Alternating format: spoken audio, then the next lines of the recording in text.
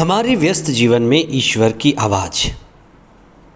आपने कई बार ये बड़ा महत्वपूर्ण वाक्य सुना होगा, अहिंसा परमो धर्म। अहिंसा परम धर्म है। 10वां सामान्य सप्ताह 13 जून 2024 बृहस्पतिवार। पहला पाठ राजाओं का पहला ग्रंथ अध्याय 18 पद संख्याएं 41 से 46 तक और संत मत्ती का सुसमाचार अध्याय 5 पद संख्याएं 20 से 26 तक। हमारा यह जीवन, मनुष्य का जीवन रेडीमेड नहीं है। हमें हमारा अपना जीवन बड़ी जिम्मेदारी और लगन से बनाना पड़ता है। हमारे अंदर कई तरह की भावनाएं हैं। कुछ भावनाएं कड़वी हैं, हिंसक हैं, घातक हैं, जैसे क्रोध, हिंसा। वहीं हमारे अंदर बड़ी मधुर भावनाएं भी हैं, प्रेम की, शांति की, भाईचारे की। हमें इस पर लगातार काम करना है कि हम अपनी कड़वी और घातक भावनाओं पर नियंत्रण रखते हैं और उन भावनाओं को बढ़ावा देते हैं जो प्रेम से, शांति से, सच्चाई से जुड़ी हुई हैं। हमारे जीवन का सबसे बड़ा खोज स्वयं का खोज है, आंतरिक खोज है। हमारे जीवन की सबसे बड़ी उपलब्धि स्वयं को पा लेना है, स्वयं को जान लेना है, अपनी आत्मा को पा लेना है। मुक्तिदाता ईसा ने आज के सुसमाचार में बड़ी महत्वपूर्ण बात कही है जिस पर आप चिंतन करें।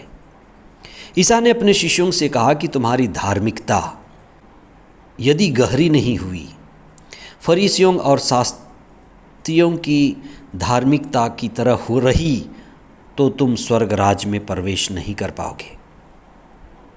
इसलिए तुम्हारे जीवन को, धार्मिकता को, धार्मिक क्रियाकलापों को दिखावा नहीं होना है, पाखंड से बचना है, सच्चाई से, ईमानदारी से, सत्य और आत्मा से ईश्वर की शरण जाना है।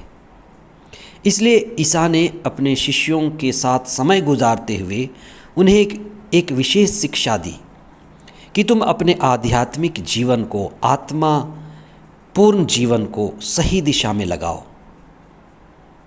इसके लिए यह उचित है, जिनको उन्होंने पहले बताया है, कि मैं आज्ञाओं को रद्द करने नहीं आया हूँ, उन्हें पूरा करने आया हूँ।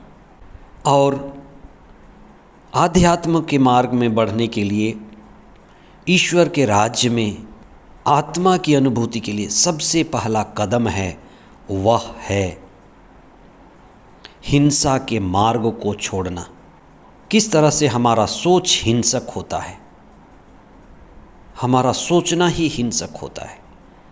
कई बार हमारे बोलने में हिंसा होती है, देखने में हिंसा होती है, करने में हिंसा होती है। कई बार लोग दूसरे को हिंसा नहीं कर पाते, खुद को हानि पहुंचाते हैं। आत्महत्या के जैसी भावनाएं। हत्या अनुचित है। हमें अपने विचारों के शुद्धिकरण की ज़रूरत है, वाणी के शुद्धिकरण की ज़रूरत है, अपने कामों में, अपने व्यवहार में मीठापन, मधुरता लाने की ज़रूरत है। इसलिए हम प्रतिदिन प्रार्थना में इस बात पर भी ध्यान दें कि किस तरह से हम ईश्वर के वचन के साथ जुड़ते हैं, संस्कारों के साथ जुड़ते हैं और अपनी इंद्रियों को शुद्ध रखते हैं, अपने विचारों को, अपने हृदय को ऊंचाई और श्रेष्ठता का अनुभव दें। गुस्सा का विज्ञान, हमारे अंदर जो क्रोध है, कड़वाहट की भावना है, उससे जाग कर रोकने की ज़रूरत है। समझदारी से क्रोध को समझने और नियंत्रित करने की ज़रूरत है। कितने ही परिवार, कितने ही समुदाय हिंसा के कारण, क्रोध के कारण, हिंसा और क्रोध के अनियंत्रण होने के कारण टूट और बिखर रहे हैं।